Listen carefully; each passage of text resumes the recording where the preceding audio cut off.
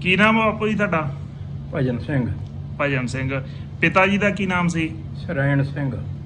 ਪਿਛਲਾ ਪਿੰਡ ਝਬਾੜ। ਜ਼ਿਲ੍ਹਾ ਕਿਹੜਾ ਪੈਂਦਾ ਸੀ ਇਹਨੂੰ? ਇਹਨੂੰ ਜ਼ਿਲ੍ਹਾ ਪਹਿਲਾਂ ਤਾਂ ਅੰਮ੍ਰਿਤਸਰ ਦਾ ਪੈਂਦਾ ਸੀ, ਹੁਣ ਤਰਨਤਾਰਨ ਦਾ। ਨਹੀਂ, ਜਿਹੜਾ ਤੁਹਾਡਾ ਪਿਛੋਕੜ ਆ ਉਹ ਝਬਾਲ ਦਾ ਹੀ ਆ? ਜਰਮਨ ਝਬਾੜ ਦਾ ਹੀ ਆ ਪਿਛਲੇ। ਉੱਥੇ ਵੀ ਭਗਨਾ ਝਬਾੜ ਕਿੱਥੇ? ਪਾਕਿਸਤਾਨ 'ਚ। ਉੱਥੇ ਵੀ ਭਗਨਾ ਝਬਾਲ ਸੀ ਤੇ ਇੱਕ ਭਗਨਾ ਝਬਾਲ ਇੱਥੇ ਆਪਣੇ ਅੰਮ੍ਰਿਤਸਰ ਕੋਲ। ਇਹ ਭਗਨਾ ਅੱਡਿਆ ਝਬਾੜ ਅੱਡਿਆ, ਉਹ ਸਾਡਾ ਤਾਂ ਇਕੱਠਾ ਹੀ ਸੀ, ਵਿੱਚ ਇੱਕ ਬਾਜ਼ਾਰ ਹੀ ਸੀ। ਉਹ ਬਾਪੂ ਜੀ ਉੱਥੇ ਕਿਹੜਾ ਜ਼ਿਲ੍ਹਾ ਪੈਂਦਾ ਸੀ ਉਹਨੂੰ ਭਗਨਾ ਝਬਾਲ? ਇਦਾਂ ਸੀ ਵੀ ਅਸੀਂ ਲੈਲਪੁਰ, ਉਹਦਾ ਨਾਂ ਹੀ ਅੱਜ ਕੱਲ੍ਹ ਦਾ ਨਾਂ ਫੈਸਲਾਬਾਦ ਕਰਤਾ। ਹਾਂਜੀ। ਉਹਦੇ ਤੋਂ ਅਸੀਂ 13ਵਾਂ ਮੀਲ ਸੀ ਸਾਡੇ ਪਿੰਡ। ਪੱਕੀ ਸੜਕ ਸੀ, ਬਹੁਤ ਡਬਲ ਜਾਂਦੀ ਗਾਂ ਚੰਗ ਭੰਗਿਆਣੇ ਨੂੰ। ਪਿੰਡ ਸਾਡੇ ਲਾਗੇ ਲਾਗੇ ਸੀਗੇ। ਚੱਬਾ ਸੀ, ਗਲਾਲੀਪੁਰ ਸੀ, ਥਰੂ ਸੀ, ਹੋਰ ਦਬਾਬੀਆਂ ਦੇ ਪਿੰਡ ਸੀਗੇ, ਧਾਂਦਰਾ। ਇਹ ਬਾਪੂ ਜੀ ਜਿਹੜਾ ਤੁਹਾਡਾ ਪਿੰਡ ਸੀ ਇਹਦੇ ਵਿੱਚ ਫਿਰ ਕਿਹੜੀ ਜ਼ਿਆਦਾ ਬਰਾਦਰੀ ਵਸਦੀ ਸੀ? ਸਾਡੇ ਢਿੱਲੋਂ ਸੀ, ਜਿਹੜੀ ਉਹ ਭਗਨੇ ਵਾਲੇ ਉਹ ਸੰਧੂ ਸੀ। ਪੱਤੀਆਂ ਤੇ ਹੈਗੀਆਂ ਸੀ ਪਿਛਲੇ ਪਿੰਡ ਦੀਆਂ। ਉਹ ਜਿਹੜੇ ਪਿਛਲੇ ਪਿੰਡਾਂ 'ਚੋਂ ਗਏ ਸੀ ਨਾ, ਉਹੋ ਹੀ ਪੱਤੀਆਂ ਇੱਥੇ ਵੱਜਦੀਆਂ ਸੀ। ਪਾਂਡੋ ਕੀ ਪੱਤੀ, ਸਬਾਇਆਂ ਦੀ ਪੱਤੀ, ਰਾਜੇ ਬਾਲਿਆਂ ਕੀ ਪੱਤੀ, ਇਦਾਂ ਕਰਕੇ ਪੱਤੀਆਂ ਸੀ। ਤੇ ਬਾਪੂ ਜੀ ਇਹ ਪਿੰਡ ਕਿੱਡਾ ਕੁ ਵੱਡਾ ਸੀ? ਸਮਝ ਲਓ ਵੀ ਸਾਡੇ ਪਿੰਡ ਦੇ ਮਰੱਬੇ ਸੀਗੇ, ਸਾਡੇ ਝਵਾਲੀਆਂ ਦੇ 30 ਮਰੱਬੇ ਸੀ। ਭਗਨੇ ਵਾਲਿਆਂ ਦੇ ਸੀਗੇ 20 ਮਰੱਬੇ, 50 ਮਰੱਬੇ ਸੀ। ਮਰੱਬਾ ਉਹ ਬਹੁਤ ਵੱਡਾ ਸੀ।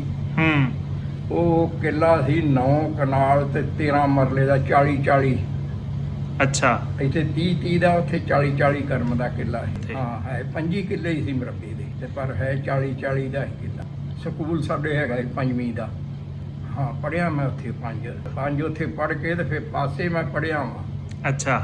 ਸਾਡੇ ਤੋਂ ਦਬਾਬੀਆਂ ਦਾ ਹੀ 3 ਮੀਲ ਪਿੰਡ 40 ਚੱਕ ਵੱਜਦਾ, ਉੱਥੇ ਮੈਂ 1 ਸਾਲ ਲਾਇਆ ਸੀ।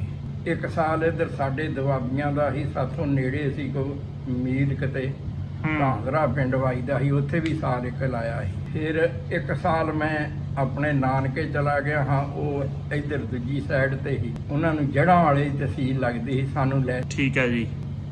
ਉਹ 117 ਚੱਕ ਸੀ, ਉੱਥੇ ਵੀ ਸਾਲ ਲਾਇਆ। ਸਾਡੇ 2 ਗੁਰਦੁਆਰੇ ਸੀ, ਇੱਕ ਝਬਾਲੀਆਂ ਦਾ, ਇੱਕ ਭਗਨੀਆਂ ਦਾ। ਬਹੁਤ ਤਗੜੇ ਖੁੱਲੇ ਗੁਰਦੁਆਰੇ, ਬੜੇ ਬੜੇ ਹਾਰ ਵੱਡੇ। ਮੁਸਲਮਾਨ ਹੈ ਸੀ, ਜਿਹੜੀ ਗਰੀਬ ਜਨਤਾ ਸੀ। ਕੋਈ ਜੁੱਤੀਆਂ ਨਾ ਬਣਾਉਂਦਾ ਸੀ, ਕੋਈ ਗਿਲਾਏ ਸੀ, ਕੋਈ ਲਲਾਰੀ ਸੀ, ਕੋਈ ਲੁਹਾਰ ਸੀ, ਤੇ ਕੋਈ ਸੱਕੇ ਸੀ। ਠੀਕ ਹੈ। ਭਾਂਡੇ ਬਣਾਉਂਦੇ ਸੀ, ਘੜੇ ਘੂੜੇ, ਛੀਂਬੇ ਛਾਂਬੇ। ਦੁਕਾਨਾਂ ਵੀ ਸਾਡੇ ਖੂਹ ਪਿੰਡ ਦੇ ਦੋਵਾਂ ਦੇ ਵਿਚਾਲੇ ਸੀ, ਤੇ 4 ਸਫੇਰ ਚੌਂਗਠਾਂ ਦੇ ਤੇ ਦੁਕਾਨਾਂ, ਹਰ ਇੱਕ ਚੀਜ਼ ਉੱਥੋਂ ਮਿਲ ਜਾਂਦੀ। ਲੈਲਪੁਰ ਹੀ ਵੱਡਾ ਸ਼ਹਿਰ ਨੇੜੇ ਸੀ, ਦੂਜੇ ਸਾਥੋਂ ਦੂਰ ਸੀਗੇ। ਝੰਗ ਸਾਥੋਂ ਨਾ ਮੇਰਾ ਖਿਆਲ ਆ 50 ਮੀਲ। ਤੇ ਬਾਪੂ ਜੀ ਤੁਹਾਨੂੰ ਤੁਹਾਡਾ ਘਰ ਯਾਦ ਆ ਪਿੰਡ 'ਚ ਕਿੱਥੇ ਸੀ? ਹਾਂਜੀ, ਸਾਡਾ ਸੀਗਾ ਭਗਨੇ ਝਬਾਲੇ ਦਾ ਸੰਨ ਦਾ ਬਾਜ਼ਾਰ ਜਿਹੜਾ ਸੀ ਨਾ, ਉਹਦੇ ਵਿਚਕਾਏ ਸੀ ਪਿੰਡ ਦੇ ਸਾਡਾ। ਇੱਧਰੋਂ ਵੀ ਸਾਰਿਆਂ ਬੰਨਿਆਂ ਤੋਂ ਵਿਚਕਾਏ ਹੀ, 4 ਸਾਈਡਾਂ। 47 ਜਦੋਂ ਮੈਂ ਹੋਣਾ 14-15 ਸਾਲਾਂ। ਸਾਡੇ ਜਿਹੜੇ ਸੀ ਨਾ ਪਿੰਡ ਲਾਗੇ ਸਾਥੋਂ ਕੋਈ 5-4 ਮੀਲ ਤੇ 4 ਸਫੇਰੇ ਮੁਸਲਮਾਨ ਸੀ, ਉੱਥੋਂ ਤੱਕ ਹੀ ਸਾਡੇ ਸਿੱਖਾਂ ਦੀ ਆਬਾਦੀ। ਉਹ ਪਿੰਡ ਉੱਠ ਕੇ ਤੇ ਸਾਡੇ ਪਿੰਡ ਹੀ ਆਣ ਬੈਠੇ। ਇੱਥੇ ਤੇ ਨਾ ਤੇ ਉਹਨਾਂ ਕੋਈ ਕਮਾਦ ਦਾ ਛੱਡਿਆ ਸੀ, ਨਾ ਕੋਈ ਨਰਮੇ ਦਾ ਛੱਡਿਆ ਸੀ, ਸਭ ਡੰਗਰਾਂ ਨੂੰ ਝਾਕ ਲਏ। ਜਿੱਦਣ ਕੱਤਿਆਂ ਵਾਲੀ ਸੰਗਰਾਂਦ ਆਈ ਆ ਨਾ, ਉਦਣ ਸਾਡੇ ਇੱਥੋਂ ਮਿਲਟਰੀ ਗਈ ਆ ਹਿੰਦੁਸਤਾਨ ਦੀ, ਨੇਪਾਲੀ। ਉਹ ਆਂਦੇ ਆ ਵੀ ਤੁਸੀਂ ਨਹੀਂ ਇੱਥੇ ਰਹਿ ਸਕਦੇ, ਤੁਹਾਨੂੰ ਚੱਲਣਾ ਪੈਣਾ ਹੈ, ਤੇ ਤੁਸੀਂ ਆਪਦੀ ਤਿਆਰੀ ਕਰ ਲਓ। 1 ਦਿਨ ਪਹਿਲਾਂ ਆਖਿਆ ਸੀ। ਅਸੀਂ ਕੱਤਿਆਂ ਵਾਲੀ ਸੰਗਰਾਂਦ ਮਨਾ ਕੇ ਤੇ 10 ਵਜੇ ਘਰੋਂ ਨਿਕਲੇ।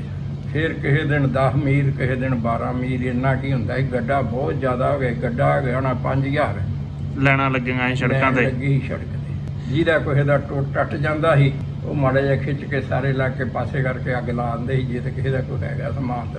ਦੂਜੇ ਦਿਨ ਅਸੀਂ ਲੈਲਪੁਰ ਪਾਸ ਕਰਕੇ ਤਾਂ ਅਗਲੇ ਬੰਨੇ ਬਹਿ ਗਏ।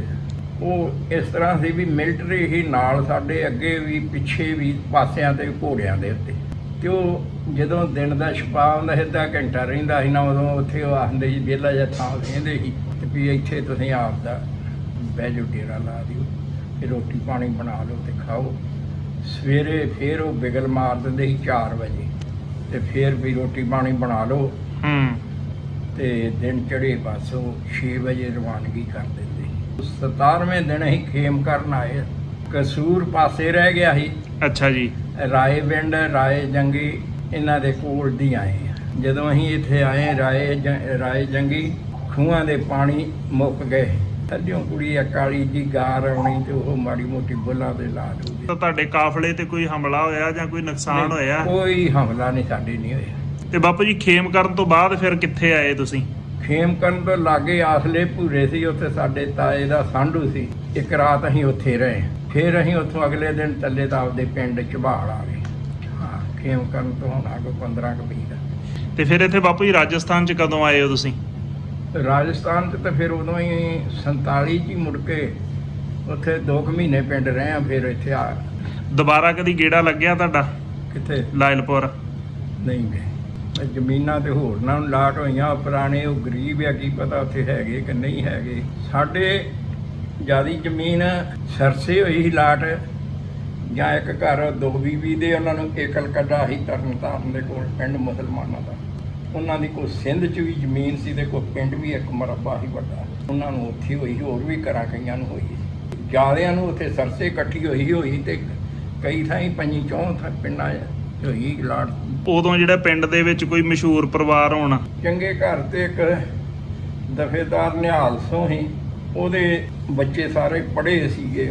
ਇੱਕ ਤੇ ਡਾਕਟਰ ਸੀ, ਠੀਕ ਹੈ। 2 ਪ੍ਰੋਫੈਸਰ ਸੀ, ਇੱਕ ਉਹਦੀ ਲੜਕੀ ਸੀ ਪ੍ਰੋਫੈਸਰ ਸੀ। ਸਾਡੇ ਪਿੰਡ ਕੁੜੀਆਂ ਦਾ ਵੀ 5 ਦਾ ਸਕੂਲ ਸੀਗਾ। ਠੀਕ ਹੀ ਸੀਗੇ। ਪਹਿਲਾਂ ਤੇ ਜਦੋਂ ਹੀ ਮਰਬਾ ਲਾਟ ਹੋਇਆ ਸੀ ਤੇ ਮੁੜ ਕੇ ਤੇ ਆ ਕਿੱਲਿਆਂ ਤੇ ਹੀ ਆ ਗਏ ਸੀ। 50 ਸਾਲ ਵਸ ਕੇ ਉਜੜਿਆ।